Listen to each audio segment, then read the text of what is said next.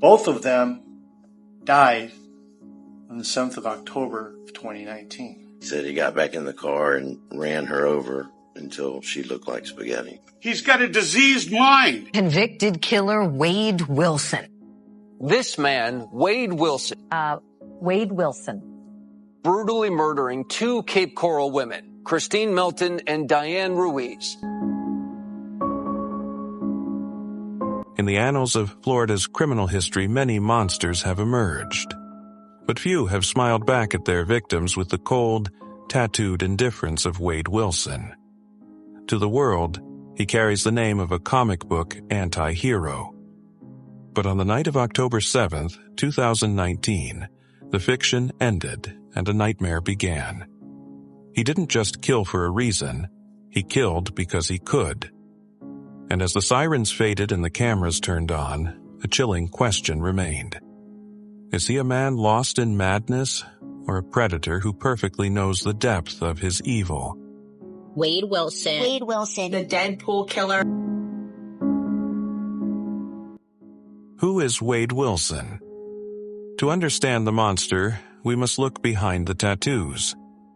Born in 1994, Wilson was a man who lived on the fringes of society long before he became a headline.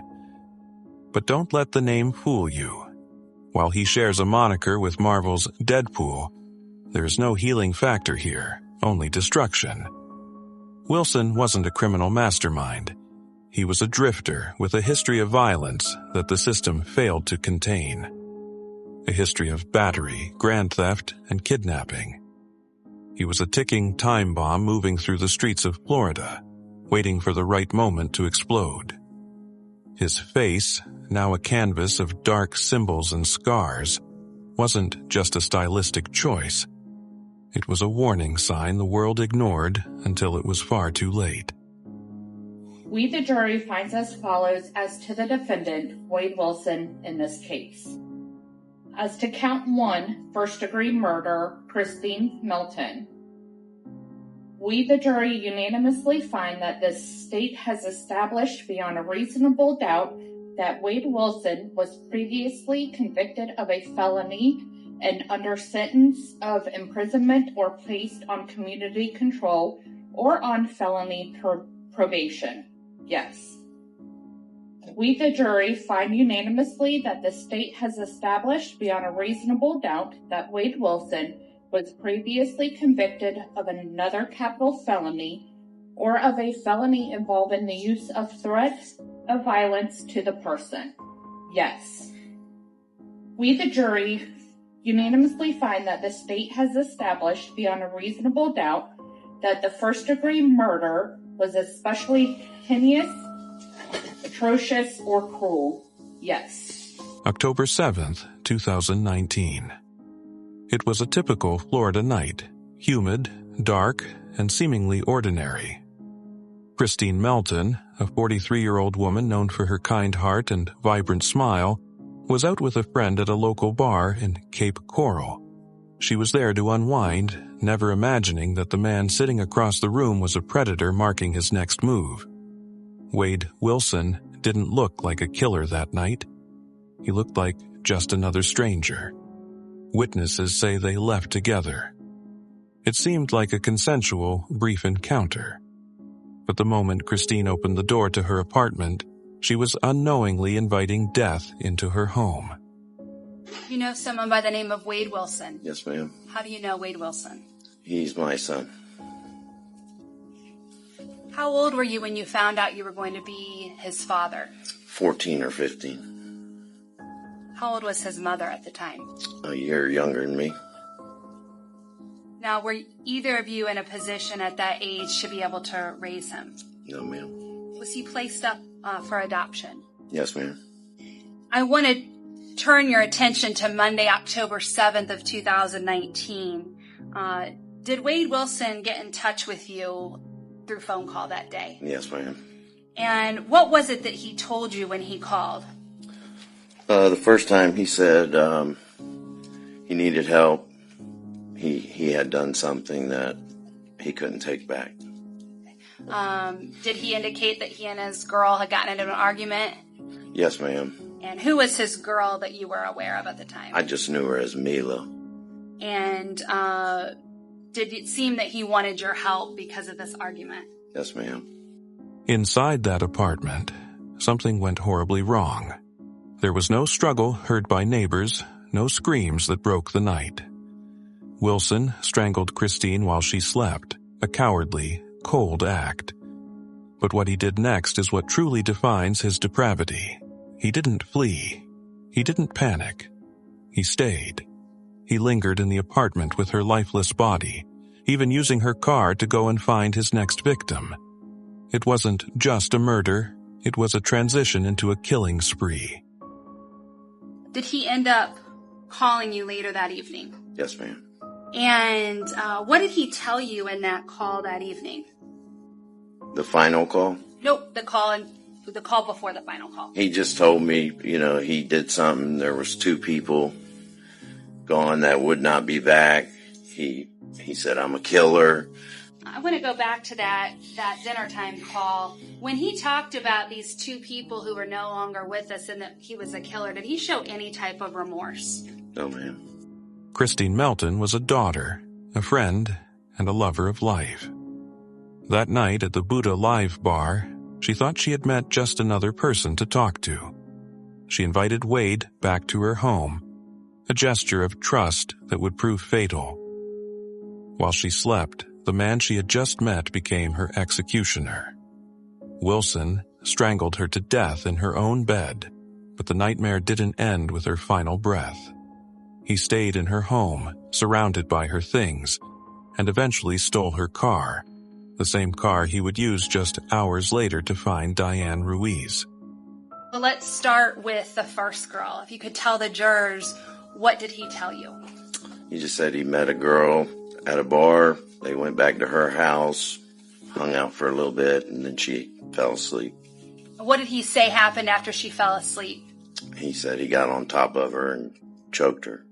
What did he say he did after he choked her? He said he stayed in the house for a little while, and then he rolled her up and was going to try to put her in her trunk, but he couldn't lift her. So what did he tell you he did when he couldn't get her body into her own trunk? He left her there and took her car. Hours after strangling Christine Melton, Wade Wilson was driving her blue Kia Rio through the streets of Cape Coral. He wasn't hiding, he was hunting. At around 10 a.m. on October 7th, he saw 43-year-old Diane Ruiz walking along a road. Diane was a mother of 2, a hardworking bartender who was simply walking to her job at a nearby bar. She was just looking for directions, or perhaps a ride, when the blue car pulled over. She had no way of knowing that the man behind the wheel had already taken a life just hours before. She stepped into the car, and in that moment, her fate was sealed. What did he say about the second girl? He said he saw her walking down the street and stopped and asked her for directions. And she got in the car with him. What did he say happened once she got in the car with him? He said he reached over and choked her. What did he tell you about the situation when he got to the place where he was going to dump her body? He said that he pulled her out of the car and realized that she was still breathing. So what did he tell you he did when he realized she's still breathing? He said he got back in the car and ran her over until she looked like spaghetti. After turning Diane Ruiz's body into what he callously described as spaghetti, Wade Wilson didn't panic. He didn't try to hide the blue Kia. Instead, he drove it until it ran out of gas, abandoning the vehicle and the evidence in a random field. For the next few hours, the city of Cape Coral was unaware that a double murderer was walking among them. He was a ghost, moving from one stolen moment to the next, while 2 families were about to have their worlds shattered forever. As he's telling you all these things, what's his demeanor as he's telling you? He was excited. You say excited. What do you mean by that? I felt like he was wanting me to feel the way he felt about it. Did he seem proud of it? Yes. Did he seem to show any kind of remorse? Oh, man. Stephanie wasn't just a witness. She was Christine Melton's best friend. In the courtroom, the air turned cold as she looked at photos of the apartment where her friend was taken from her. But the horror didn't end with Christine's death. Wade Wilson, after killing Christine, had the audacity to use her phone to call Stephanie and even went to see her. Imagine the nightmare, sitting across from a man who had the life of your best friend on his hands just hours before. The jurors, your name? Stephanie Sailors. What was your name back in 2019? Stephanie Johnson. Have you since gotten married? Yes. How old are you? I'm 41. Do you know someone by the name of Christine Melton? Yes, Christine and I have been friends since we were in high school. Somebody jumped out in front of me, kind of just like to get my attention and said, "Hey, who's your friend?" And gestured towards Christine. And, he seemed friendly and introduced himself, and I grabbed Christine and said, "Hey, this guy wants to meet you." What was his demeanor? Friendly, charming. How did he introduce himself to you? At that point, he introduced himself as JR. You see JR sitting in the courtroom today? Yes. Would you please point to him and identify an article of clothing that he's wearing? Right there, in a bright blue suit. Let the record reflect that the witness has identified the defendant. Okay. At some point, did you learn that Christine had passed? Yes. And what happened once you learned that Christine had passed? It was devastating. Did you stay at her mother's home? No. I went straight from her mother's home to the Cape Coral Police Department and gave a statement.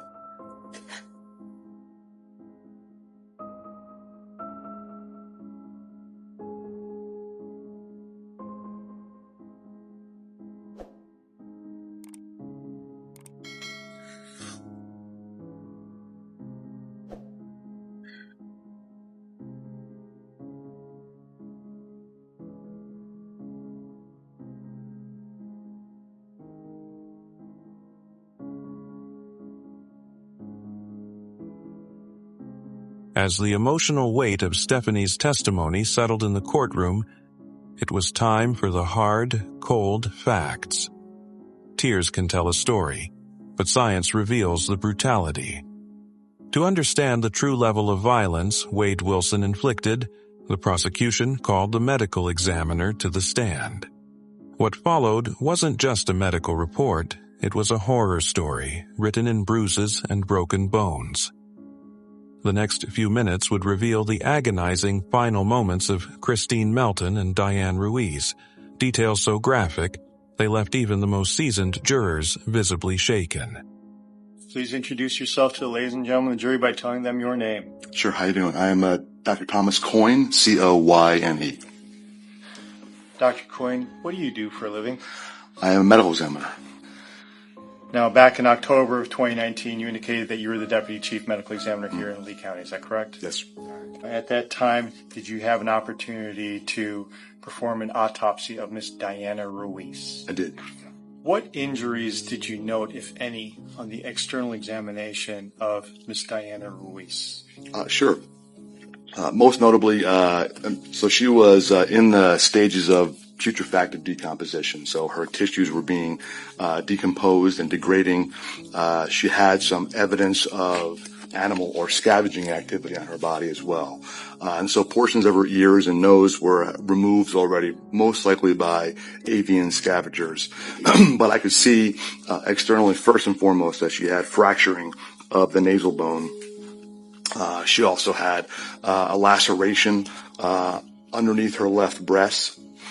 She also had bruising or hemorrhaging in the skin on both sides of the left and right sides of the body. And did you document all of these by way of I apologize. She also had, what I didn't talk about was bruising on the back of her left forearm, bruising on the back of her left hand. I can also see that she had a fracture of the fourth finger, the proximal part of the fourth finger, and she also has some bruising on her right arm as well. After extinguishing Christine Melton's life, Wade Wilson wasn't done. Driven by a dark, relentless adrenaline, he drove his victim's car straight to the home of someone who once trusted him, his ex-girlfriend. Imagine the sheer horror. A killer knocking on your door with his victim's blood still under his fingernails, wearing a mask of calm. He didn't come for a conversation, he came for a second act. He entered that house with a silent, predatory intent, turning a place of safety into a hunting ground. Inside those walls, the monster finally unmasked himself. Wade lunged at his ex-girlfriend, his hands wrapping around her throat in a terrifying echo of what he had done just hours before. In that split second between life and death, she fought with every ounce of strength she had left.